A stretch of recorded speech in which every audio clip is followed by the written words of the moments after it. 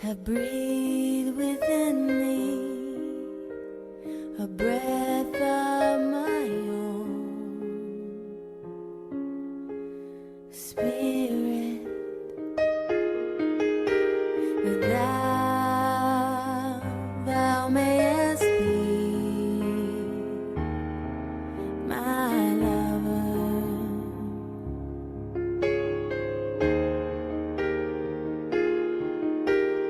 Why hast thou forsaken me and sought a beloved other than me?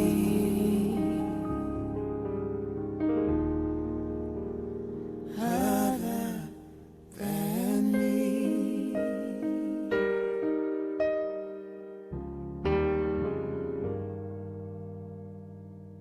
I have breathed within thee a breath of my own spirit, that thou mayest be my lover.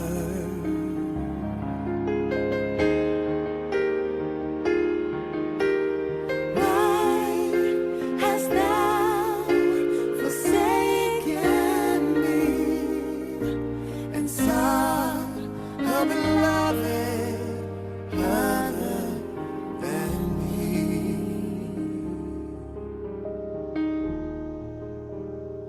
Other than me.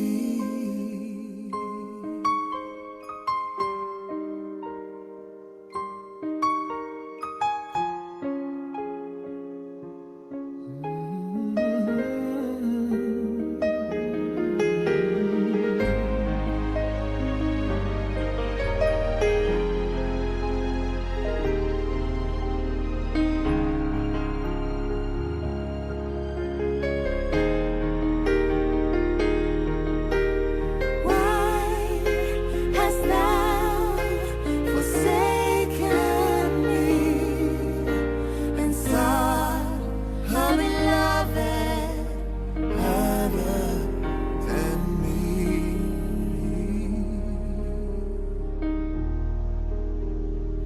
Other than me.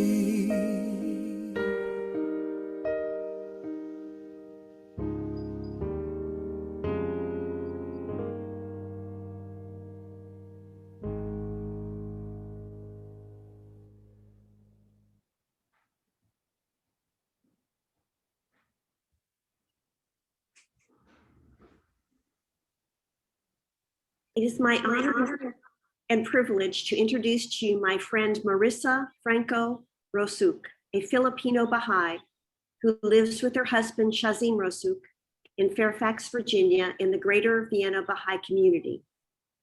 A nurse and nurse practitioner with extensive international experience working for multinational companies, Marissa is now retired. This gives her more time for doing the things she loves: her needlework, volunteering, and serving the Baha'i community. She's known for her great cooking and her great caring. Before the pandemic, she opened a free clinic at the Northern Virginia Baha'i Center in Sterling, Virginia, which she hopes to reopen when the situation with COVID-19 has improved. Marissa, with her husband Shazin, served 3.5 years at the Baha'i World Center in Israel, and she's here today to present to you Following the Footsteps of a Pilgrim, a journey to the Baha'i Holy Places in Israel. Thank you, Carrie. Rayman?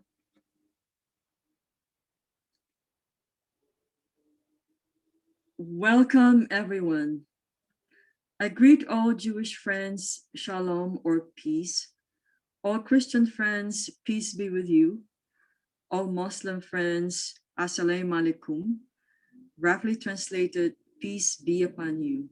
And all Baha'i friends, Allah Wabha, meaning God the All-Glorious. In my early years as a Baha'i, I have wondered why Baha'is greet each other differently, a praise for God, while other religions use a greeting of peace. Hold that thought as we journey through the Baha'i Holy Places. Next slide, please.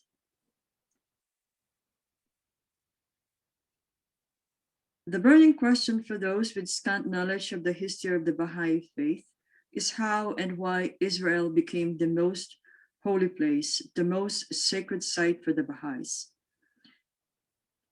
After 4 months of incarceration in the Black Pit, Baha'u'llah was banished from his native land to begin 40 years of exile, further imprisonment and persecution. Traveling through the mountains in the western part of Iran, he was exiled to Baghdad during the winter of 1853, where he stayed for 10 years. The Shah pressed the Ottoman authorities to send Baha'u'llah further away. He and his companions traveled to the port of Samsun by the Black Sea, where they boarded a Turkish steamer which took him to Constantinople. They arrived in Constantinople on August 16th, 1863, where he stayed for 4 months, only to be banished further to Adrianople in the middle of winter. In 1868, the Sultan further banished Baha'u'llah, ordering him to the prison city of Akka, also called Acre or Akko, a destination so remote that it was thought this was where his religion would surely die out. From Gallipoli, they crossed the Mediterranean Sea and arrived in Akka in 1868. The machinations of Persian and Ottoman rulers controlled all of Baha'u'llah's banishments, inadvertently fulfilling Micah's prophecy.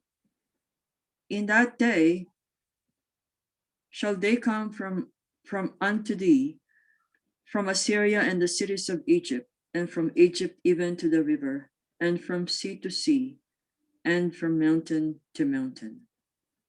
Next slide, please.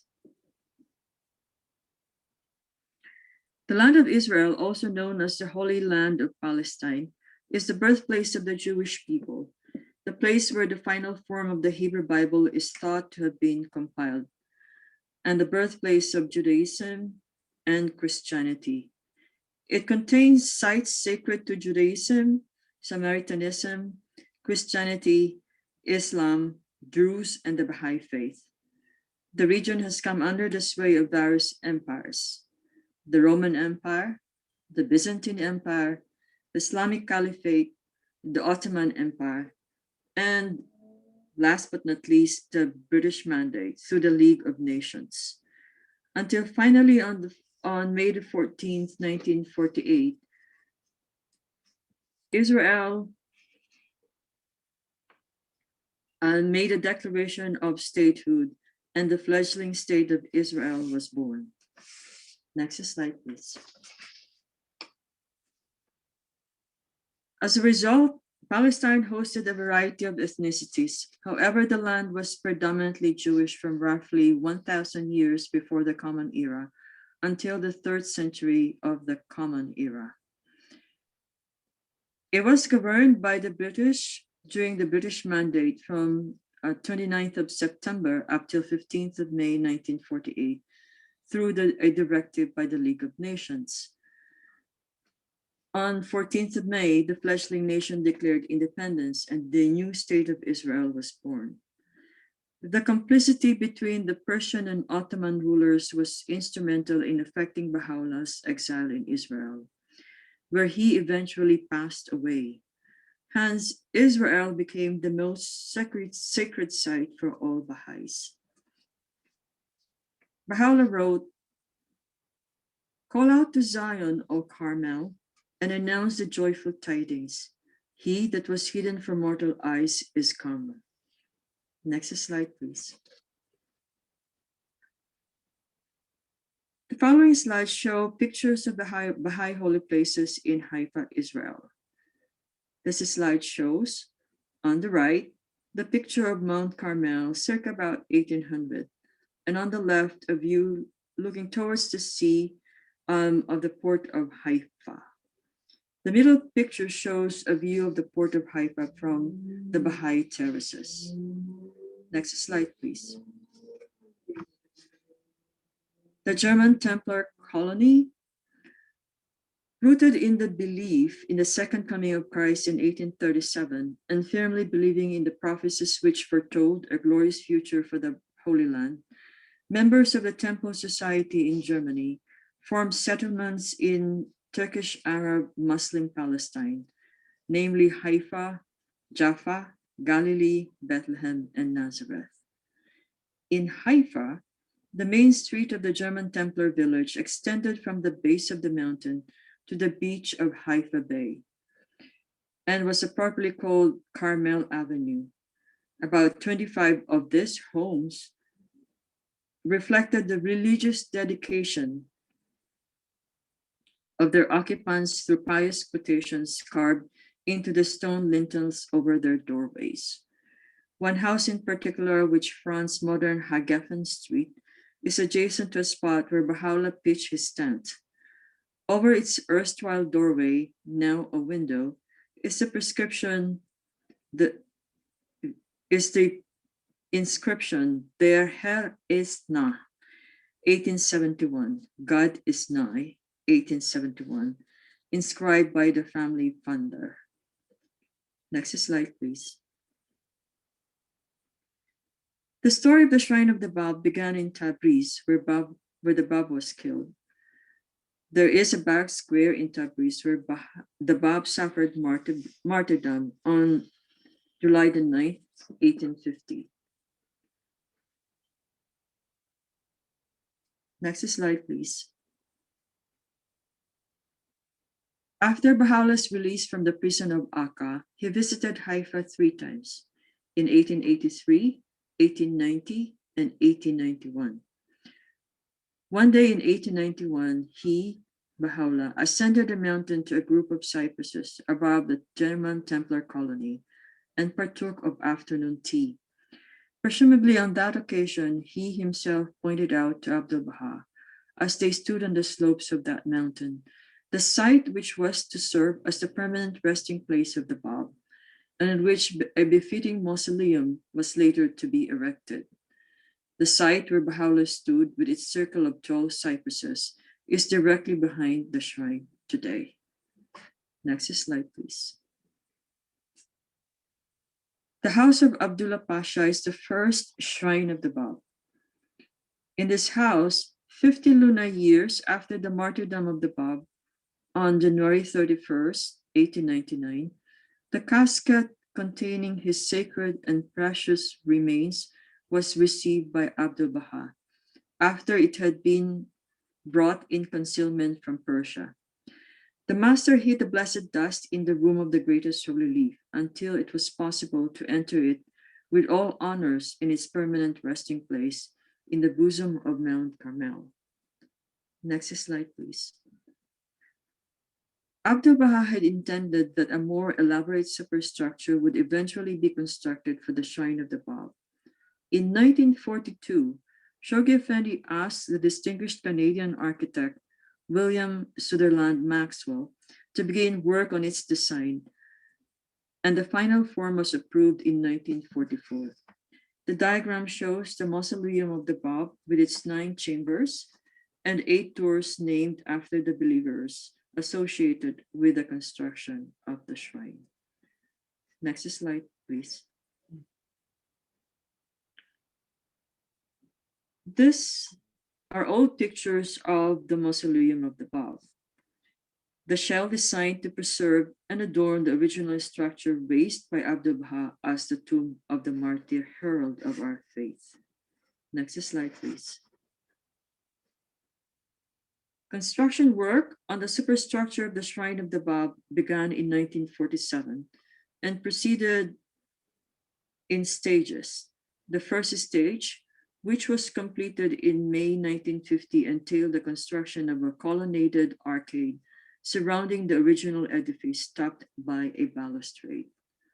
Next slide, please. This shows the completion of the Bab the Shrine of the Bab in 1953. Next slide, please.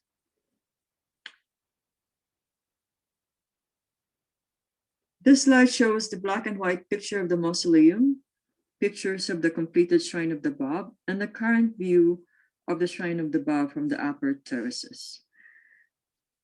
The insert shows the door to the Shrine of the Bab. Next slide, please. The Shrine of the Bab, Ashoghi Effendi in a prophetic tone wrote, "This mighty embodiments of kingly power, humble pilgrims to the sanctuary of the Lord, will upon their arrival in the Holy Land first proceed to the plain of Akka, there to visit and circumambulate the Qibla of the people of Baha, the point around which circle in adoration the concourse on high. They will then make their way to this august and venerated city and climb the slopes of Mount Carmel. With the utmost rapture, ardor, and devotion, they will hasten toward this sacred spot, and with reverence and submissiveness, humility and lowliness, ascend these terraces to approach the luminous precincts of the sanctified and holy shrine. Reaching the threshold of the sanctuary of grandeur, they will cast their crowns upon the ground, prostrate themselves to kiss its fragrant earth, and circling around its hallowed arcade, call out, 'Here am I, O thou who art exalted, the most exalted one,' and recite in tones of fervent supplication and perspicuous verses of the tablet of Mount Carmel. This beautiful, majestic path, which extends from the Shrine of the Bab to the city of Haifa, in line with the greatest avenue of that blessed city, which is adorned with trees and verdant plants, and illumined with bright lights, which is the object of the adoration of the people of this region, and a source of joy and pride to the authorities in this land, will subsequently be converted, as foreshadowed by the center of the covenant, into the highway of the kings and rulers of the world." Next slide, please. During the darkest nights of his incarceration, bereft of contact with his devoted followers, the Bab was refused even a lamp by his captors. Today, his shrine shines in brilliant splendor. Abdul Baha said, "At night, the great city will be lighted by electricity. The entire harbor from Akka to Haifa will be one path of illumination.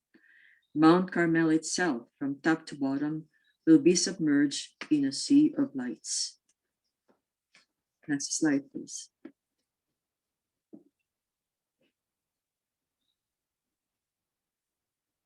The architect Fariborz Zaba began work in 1987, designing the gardens and oversaw construction.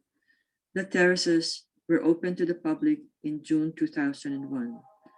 Beginning at its base, the gardens extend almost 1 kilometer up the side of Mount Carmel, covering some 200,000 square meters of land.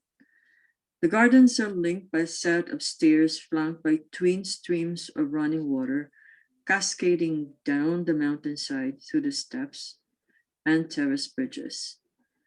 The gardens have elements of Persian paradise gardens, isolating the site from the noise of the surroundings and connecting different Baha'i buildings on Mount Carmel together. The irrigation system includes a computer which, based on meteorological data it receives, controls hundreds of valves to distribute water throughout the garden by sprinkling and dripping. This is done at night and in the early morning to avoid wasting water by evaporation. The water that flows alongside the stairs is circulating in a closed system within each terrace so that little water is wasted.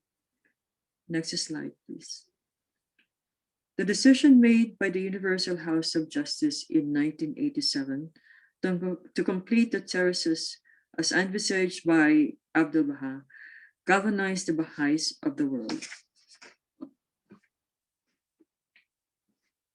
In 1990, development commenced on the construction of the 19 terraces, which was inaugurated 11 years later. Today, 18 monumental terraces surround the Shrine of the Bab, from the foot of the crest of Mount Carmel, 9 above and 9 below the shrine. The terraces were inaugurated in a ceremony held in May 2001. Next slide, please. This is the Eastern Pilgrim House, or the Haifa Pilgrim House. It is a pilgrim house for Baha'is when they go on pilgrimage. The house was built after Abdu'l-Baha interred the remains of the Bab on Mount Carmel. The construction of this stone building was supervised by Mirza Jafar Rahmani of Ishkabad, who also paid all the expenses. It is known as the Eastern Pilgrim House, as for decades it housed the Persian pilgrims. After 1951, when the Western Pilgrim House at 10 Haparsim Street became the seat of the International Baha'i Council, it became the Pilgrim House for all pilgrims. In 1969, the decision was taken to accommodate pilgrims in hotels so that the Pilgrim House could be converted into a pilgrim center. Next slide, please. This is the Western Pilgrim House at number 10 Haparsim Street. This is the second Western Pilgrim House, often referred to as the Old Western Pilgrim House, located at number 10 Haparsim Street in Haifa, which was used as a pilgrim house for members of the Baha'i faith who had come for pilgrimage during the first half of the 20th century. It is currently part of the Baha'i World Center and used by the Baha'i International Community Secretariat and related offices. The house was originally paid for by Amelia Collins, a wealthy American Baha'i, who felt the facilities of the previous Westerners' Pilgrim House at number 4 Haparsim Street was inadequate.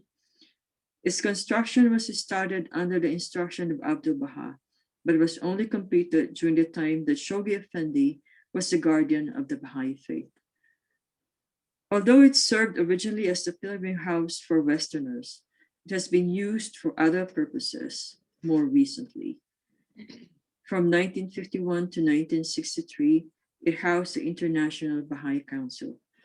From 1963 to 1983, it served as the seat of the Universal House of Justice. From 1983 to 2000, it was occupied by the International Teaching Center. As of 2005, it is currently included in the pilgrimage run by the Baha'i World Center. Next slide, please. Opened in 2000, the old Haifa Pilgrim Reception Center is comprised of two conjoined buildings of a historic medical clinic that was remodeled in October 2000 to this reception center, which can accommodate up to 500 people. The new Haifa Pilgrim Reception Center at 54 Hatsionut Avenue, formerly a school in the proximity of the Shrine of the Bab, and beautifully restored, the new Haifa Pilgrim Reception Center was opened to pilgrims and visitors in 2017. Next slide, please. This is the interior of the new Pilgrim Reception Center. Next slide, please. The Ark is a number of Baha'i administrative buildings at the Baha'i World Center on Mount Carmel. They include the seat of the Universal House of Justice, the seat of the International Teaching Center, the International Archives, and the Center for the Study of Sacred Texts. Baha'u'llah, the founder of the Baha'i faith in his tablet of Carmel, wrote that God would sail his ark on Mount Carmel, and saying the mountain will be the seat of his throne. This statement was interpreted by Shoghi Effendi, the head of Baha'i faith, during the first half of the 20th century, as referring to the establishment of the Universal House of Justice, the governing body of the Baha'is. Connected with this establishment, the prophecy was linked to a number of administrative institutions which would be established on Mount Carmel. Shoghi Effendi decided that the buildings housing the institution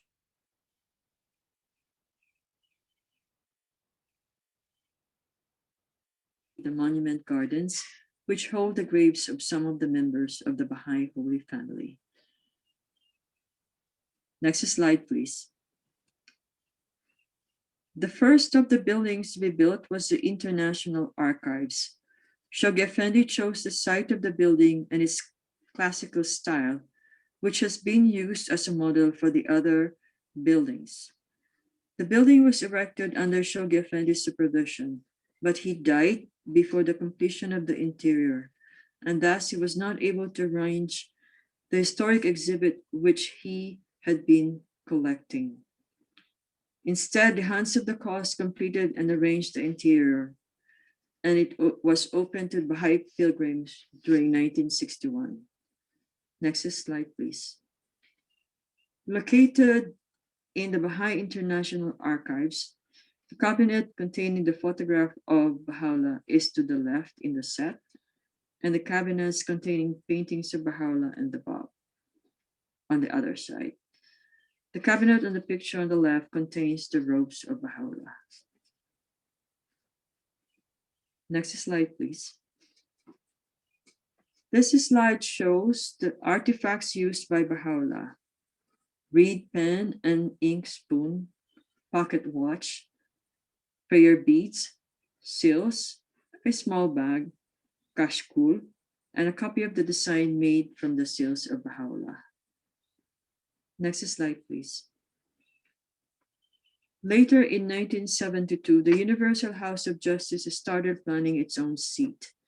The architect for the project was chosen to be Hossein Amanat in 1973, and construction of the building started in 1973 and was completed in 1982. This 5.5-story building was situated in the apex of the arc and included the chamber where the Universal House of Justice holds its meeting, as well as the reception, concourse, banquet room, reference library, and office space. Next slide, please. Later in 1972, the Universal House of Justice started planning its own seat. The architect for the project was chosen to be Hossein Amanat in 1973.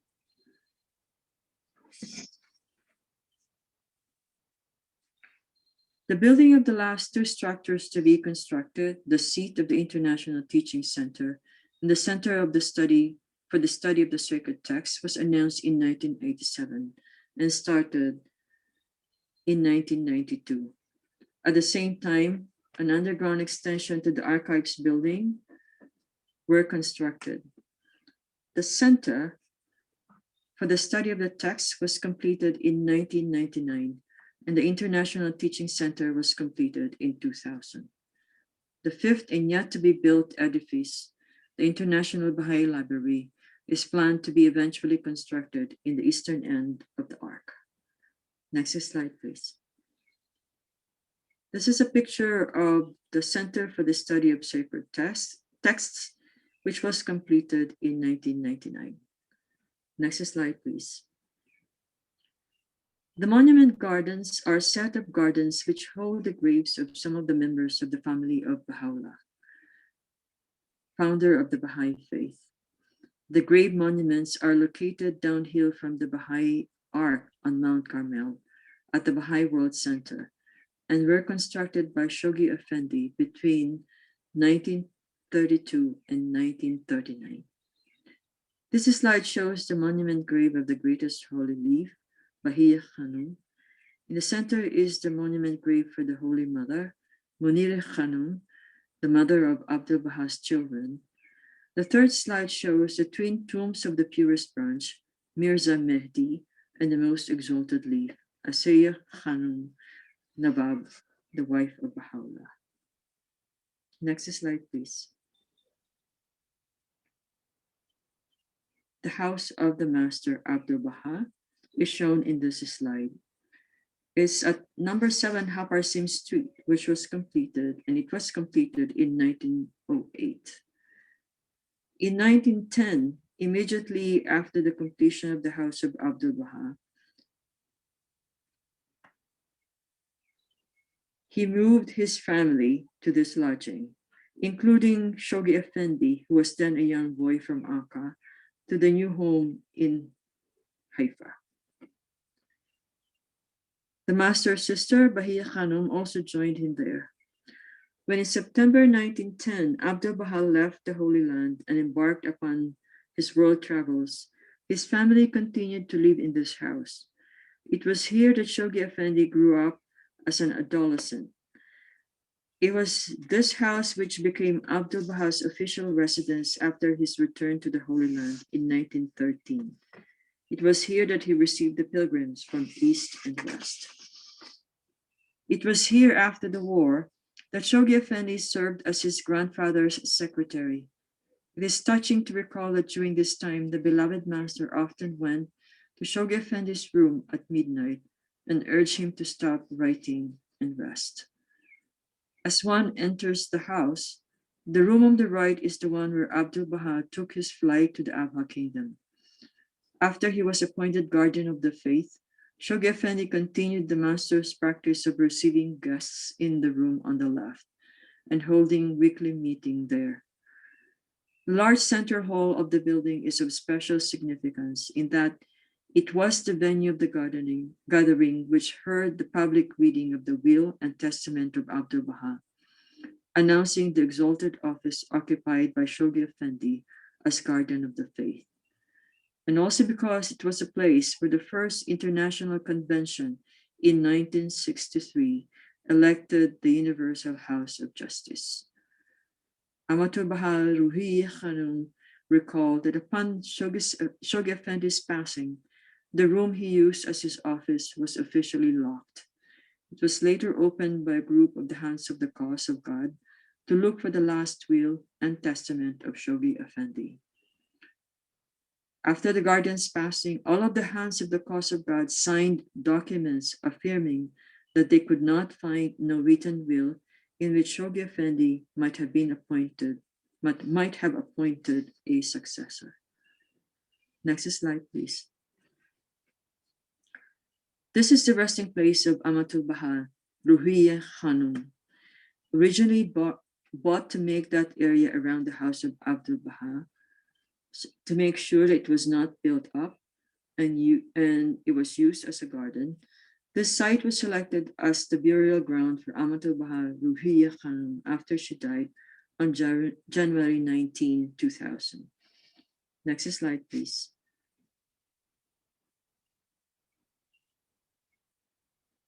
This slide shows the obelisk marking the western tip of Mount Carmel, the future site of the future Mashriqul Asghar of the Baha'i World Center. Next slide, please. Where the steep northern rock face of Mount Carmel plunges to the plain at the very tip of the promontory and almost directly below the mouth of the lower cave of Elijah, known as the School of the Prophets, lies the rectangular 6-acre plot of the Baha'i Cemetery in Haifa. Next slide, please.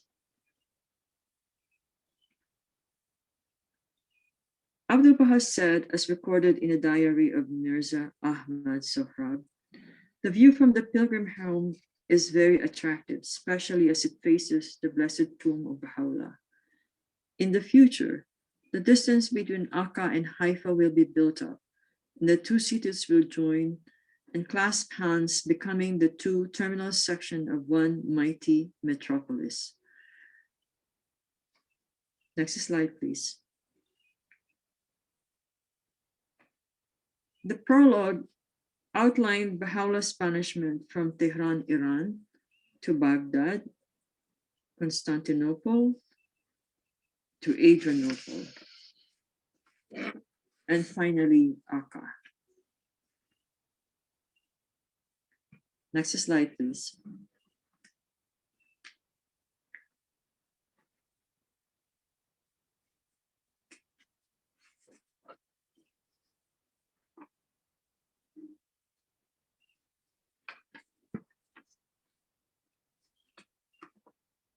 This is a picture of the prison city of Akka.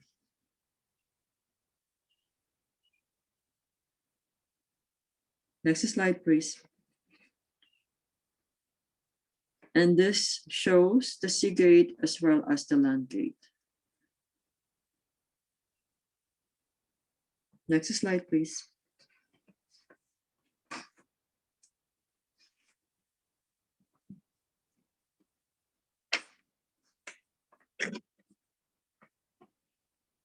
The apostle of God, may the blessings of God and his salutations be upon him, is reported to have said, "Blessed the man that hath visited Akka,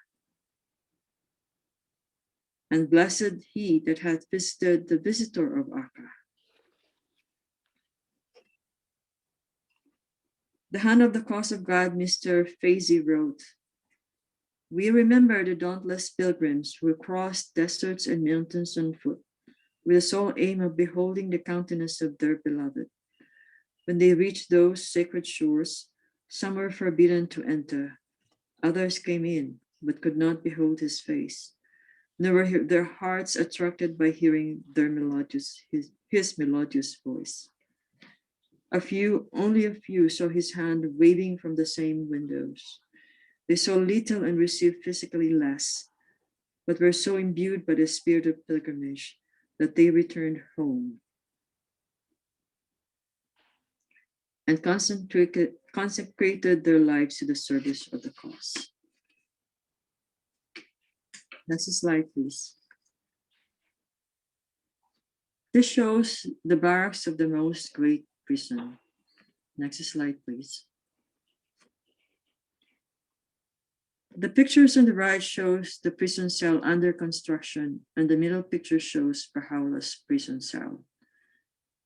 The 20-year-old Mirza Mehdi, younger son of the Blessed Beauty, was pacing the roof of the barracks in the twilight one evening, wrapped in the customary devotions, when he fell through the unguarded skylight onto a wooden crate standing on the floor, beneath which pierced his ribs. The pictures on the left shows the skylight where Mirza Mehdi fell through the floor beneath. Next slide, please. This is the house of Udi Khamar. When Turkey reorganized its army in 1869 as one of its reforms of that period, Akka became the site of a new military activities. Early in November 1870, the governor allowed the great prisoner and his followers to live in the city under house confinement and surveillance. After living in a series of houses, the Holy Family moved to the small house of Udi Khamar. Next slide, please. The house of Udi Khamar is separated by this open terrace from the house of Abud. The picture on the left shows the room where the most holy book, Baha'u'llah's Book of Laws, the Kitab-i Aqdas, was written, and the small insert shows Baha'u'llah's bedroom, which became Abdul Baha's bedroom when Baha'u'llah moved to the house of Abud. Next slide, please. Abud, the owner of the other townhouse, became ill, wished to leave the city, and offered to rent his house to Baha'u'llah. Next slide, please. This slide shows the main hall of the house of Abud. Next slide, please. This slide shows the picture of Baha'u'llah's bedroom and the veranda outside his bedroom in the house of Abud. Next slide, please. This is the house of Abdullah Pasha.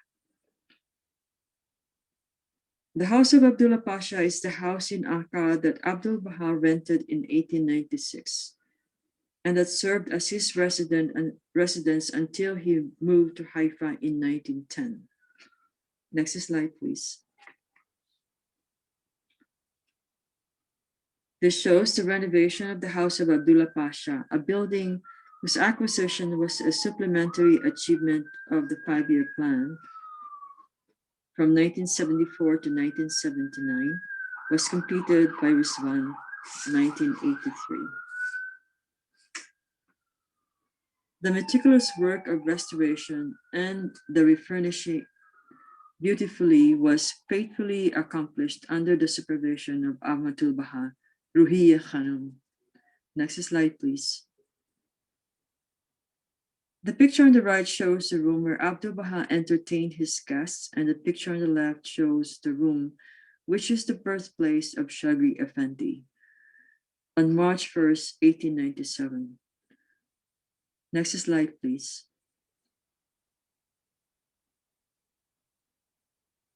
In words translated by Shoghi Effendi, Abdul Baha recalled Baha'u'llah loved beauty and verdure in the country. One day he passed the remark, I have not gazed on verdure for 9 years. The country is the world of the soul. The city is the world of bodies. When I heard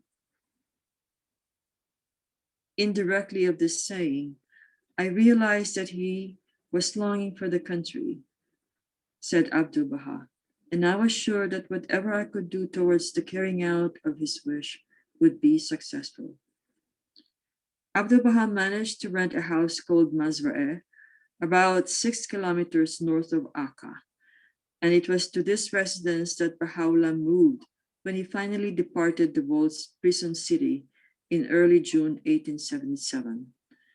He was to live 2 years in this house until he moved to live in the mansion of Bahjí. Next slide, please. This is the interior of the mansion of Mazra'eh, which shows the main hall and the room of Baha'u'llah. Next slide, please. This is a picture of the gate of the Reswan Garden. Rented by Abdul Baha in 1875 as a place of beauty and rest for Baha'u'llah in the days soon to come, it was named Reswan, or Paradise. Next slide, please. This shows the Reswan Garden. A few days before his passing, Abdul Baha remarked to one of his friends, come with me, that we may admire together the beauty of the garden. Behold, what the spirit of devotion is able to achieve. This flourishing place was a few years ago but a heap of stones, and now it is verdant with foliage and flowers. My desire is that after I am gone, the loved ones may all arise to serve the divine cause, and please God, so it shall be. Ere long men will arise to serve, and who shall bring life to the world. Next slide, please. This slide shows the little house and the room of Baha'u'llah in the Rizwan Garden. Next slide, please. This slide shows the shrine of Abdul Baha, located near the Garden of Rizwan. Commencement of construction of the shrine of Abdul Baha was announced in Rizwan 2019. Construction started in 2020. Next slide, please.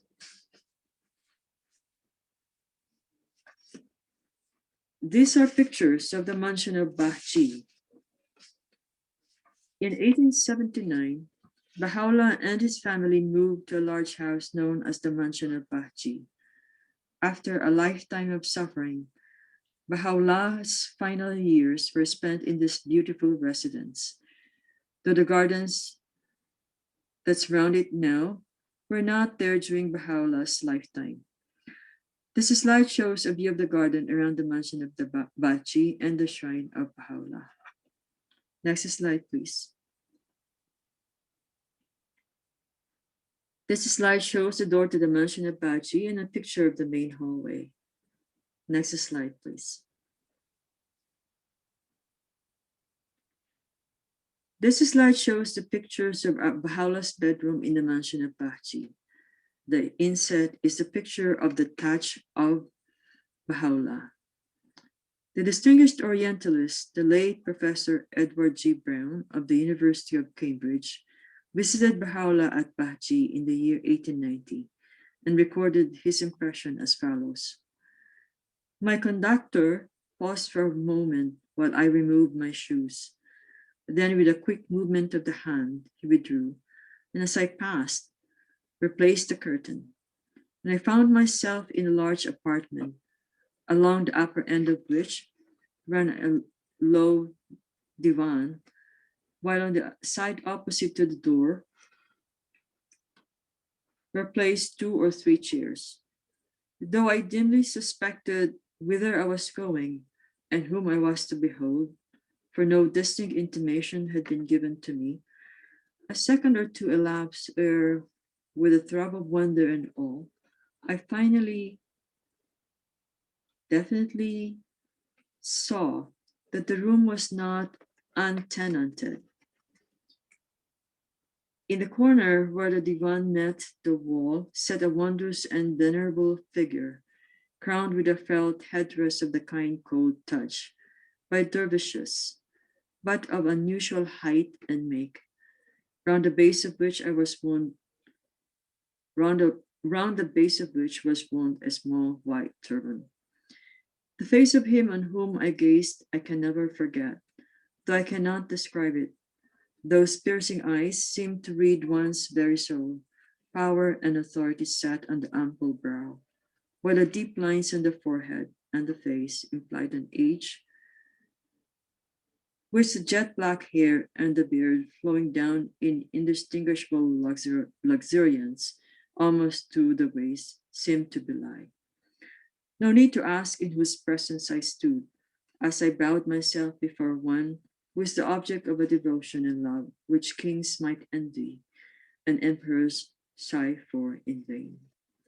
A mild, dignified voice bade me be seated and continued, "Praise be to God that thou hast come to see a prisoner and an exile.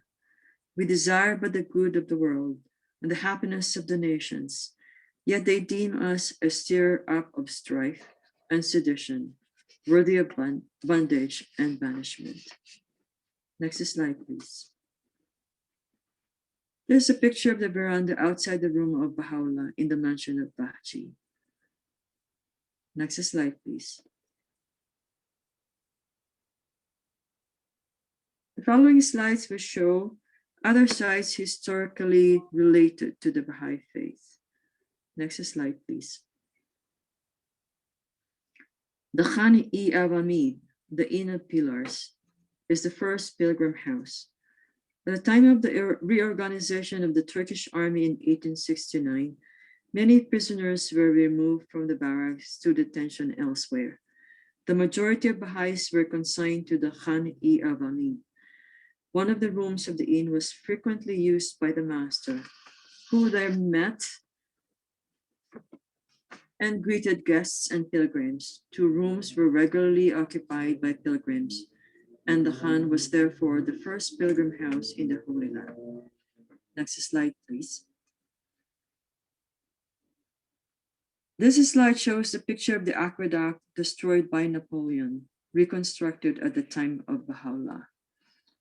When the sagacious and humane governor Ahmad Beg Tawfiq became Pasha of the city, and his association with Abdul Baha and perusal of the literature of the Baha'i faith kindled in his heart a new devotion, at an audience with Baha'u'llah, the suggestion was made to him to restore the aqueduct, which for 30 years had been allowed to fall into disuse, a suggestion which he immediately arose to carry out. Next slide, please.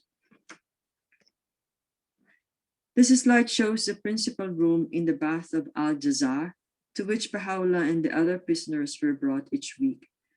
In the largest room, Haji Amin and his friend were enabled surreptitiously to see Baha'u'llah.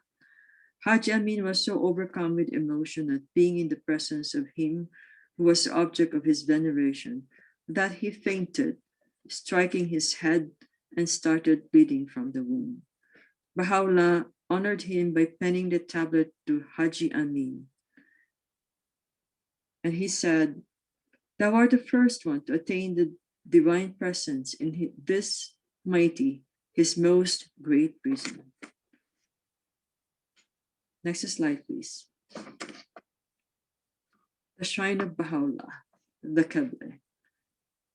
Next slide, please. These are pictures of the Visitor Center in Bahjí. It's a complex of facilities for pilgrims and visitors. It encompasses a formal entrance into the precincts surrounding the Shrine of Baha'u'llah, the most holy spot for the Baha'is of the world. Next slide, please. This slide shows a view of the Shrine of Baha'u'llah from the Collins Gate, named after the Hand of the Cause of God, Amelia Collins. In 1953, Shoghi Effendi acknowledged his message to the 12th Annual Conventions. Mili's munificent donations toward the purchase of the many Hazbatul Quds and endowments on 5 continents, and in his last convention message in 1957, for the donations for the building of the Mother Temples in Europe, Australia, and Africa. The Guardian named the main gate to the Shrine of Baha'u'llah in her honor. Next slide, please. Baha'u'llah passed away in the early hours of May 29, 1892 at the mansion of Bahjí. The news of Baha'u'llah's ascension was instantly communicated to Sultan Abdul Hamid in a telegram which began with the words, "The sun of Baha has set," and in which the monarch was advised of the intention of interring the sacred remains within the precincts of the mansion, an arrangement to which he readily assented. Baha'u'llah was accordingly laid to rest in the northernmost room of the house, which served as a dwelling place for his son-in-law, the most northerly of the 3 houses lying to the west of and adjacent to the mansion. His interment took place shortly after sunset on the very day of his ascension. Next slide, please. This is a picture of the Shrine of Baha'u'llah and its surrounding gardens. Next slide, please. This is a picture of the Shrine of Baha'u'llah. Next slide, please.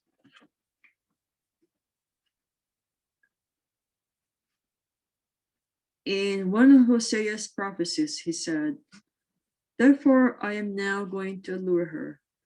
I will lead her into the wilderness and speak tenderly to her. There I will give her back her vineyards and will make the valley of Achor a door of hope. There she will respond as in the days of her youth, as in the day she came out of Egypt." Next slide, please.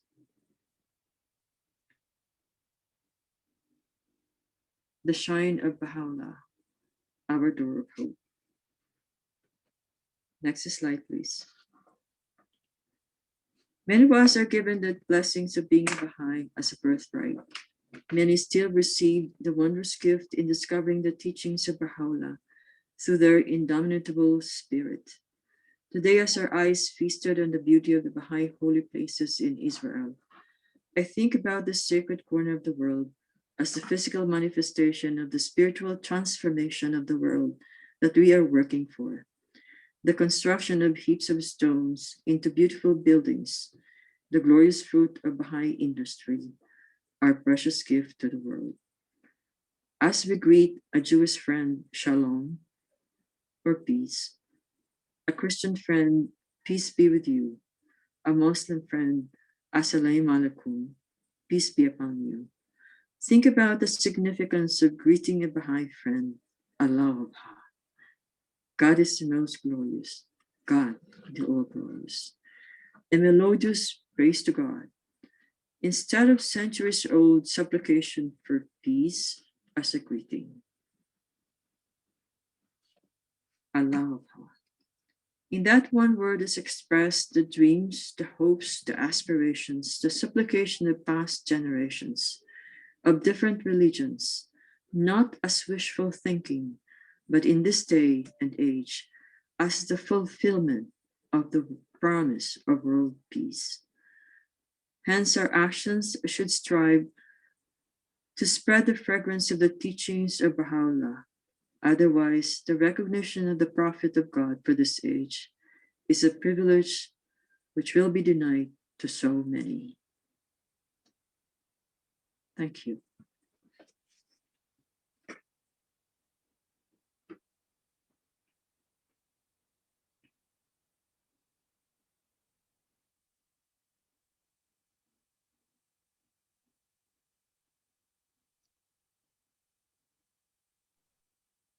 Thank you very much, Marissa. That was a beautiful presentation. And we'd like to thank everyone who participated tonight, and for Carrie for being with us and introducing Marissa. Please be informed that such meetings are usually announced on NOVA BC Announce, which is the Northern Virginia Baha'i Center announcement. That when we hold such meetings, if you're not already part of NOVA BC Announce, if you go to the Northern Virginia Baha'i Center website, you could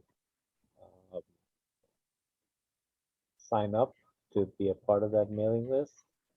And this recording will be available later on YouTube if you'd like to watch it again or share it. And we would like, actually, we have some time for any questions if anyone would like to ask or participate. And if this is your chance, you can just unmute yourself or raise your hand or just start speaking if you have any questions for Marissa.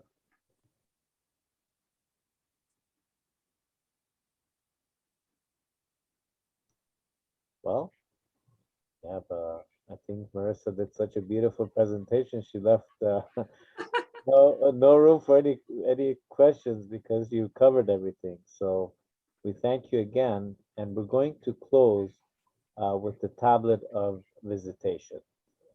So that's going to be shared right now. If you just bear with me, please.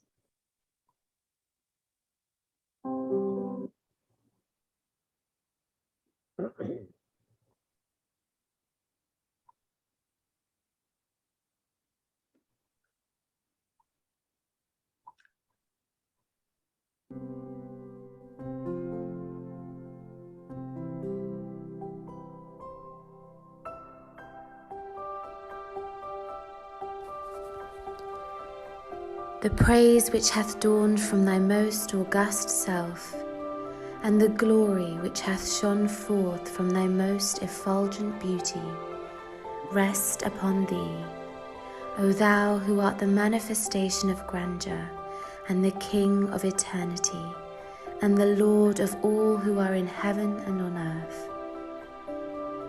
I testify that through thee the sovereignty of God and his dominion, and the majesty of God and his grandeur were revealed, and the day stars of ancient splendor have shed their radiance in the heaven of thine irrevocable decree. And the beauty of the unseen hath shone forth above the horizon of creation. I testify, moreover, that with but a movement of thy pen, thine injunction, be thou, hath been enforced, and God's hidden secret hath been divulged, and all created things have been called into being, and all the revelations have been sent down. I bear witness, moreover, that through thy beauty, the beauty of the adored one hath been unveiled, and through thy face, the face of the desired one hath shone forth, and that through a word from thee, thou hast decided between all created things, causing them who are devoted to thee to ascend unto the summit of glory, and the infidels to fall into the lowest abyss. I bear witness that he who hath known thee hath known God, and he who hath attained unto thy presence hath attained unto the presence of God. Great, therefore, is the blessedness of him who hath believed in thee and in thy signs, and hath humbled himself before thy sovereignty, and hath been honoured with meeting thee, and hath attained the good pleasure of thy will, and circled around thee, and stood before thy throne. Woe betide him that hath transgressed against thee, and hath denied thee, and repudiated thy signs, and gainsaid thy sovereignty, and risen up against thee, and waxed proud before thy face, and hath disputed thy testimonies, and fled from thy rule and thy dominion, and be numbered with the infidels, whose names have been inscribed by the fingers of thy behest upon thy holy tablets. Waft then unto me, O my God and my beloved, from the right hand of thy mercy and thy loving kindness, the holy breaths of thy favours, that they may draw me away from myself and from the world, unto the courts of thy nearness and thy presence. Potent art thou to do what pleaseth thee. Thou truly hast been supreme over all things. The remembrance of God and his praise, and the glory of God and his splendour rest upon thee, O thou who art his beauty. I bear witness that the eye of creation hath never gazed upon one wronged like thee. Thou wast immersed all the days of thy life beneath an ocean of tribulations. At one time thou wast in chains and fetters. At another thou wast threatened by the sword of thine enemies. Yet, despite all this, thou didst enjoin upon all men to observe what had been prescribed unto thee by him who is the all-knowing, the all-wise. May my spirit be a sacrifice to the wrongs thou didst suffer, and my soul be a ransom for the adversities thou didst sustain. I beseech God, by thee and by them whose faces have been illumined with the splendours of the light of thy countenance, and who for love of thee have observed all whereunto they were bidden, to remove the veils that have come in between thee and thy creatures, and to supply me with the good of this world and the world to come. Thou art in truth the Almighty, the most exalted, the all-glorious, the ever-forgiving, the most compassionate. Bless thou, O Lord my God, the divine lote tree and its leaves, and its boughs and its branches, and its stems and its offshoots, as long as thy most excellent titles will endure, and thy most august attributes will last. Protect it then from the mischief of the aggressor and the hosts of tyranny. Thou art in truth the Almighty, the most powerful. Bless thou also, O Lord my God, thy servants and thy handmaidens, who have attained unto thee. Thou truly art the all-bountiful, whose grace is infinite.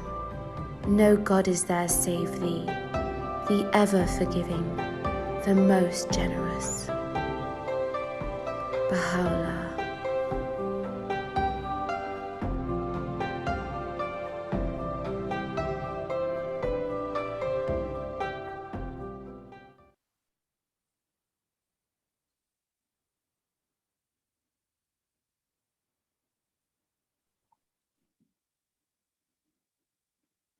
Thank you very much, dear friends. It was a real pleasure spending these last hour and a half, almost 2 hours with you, and wish you the best. And thank you for participating tonight. Thank you very much. Thank you. Thank you, Thank Marissa. you. Thank you. Thank you. Lovely. Happy Rizwan. Happy Rizwan. Bye-bye. Bye-bye. Thank Bye you. for now. Many blessings. Thank you. Nice to see you, Sarah. Bye-bye. It's been a while. Take care. Thank you. Thank you, Peter. Thank you, Anne. Thank you. Thank you. Take care.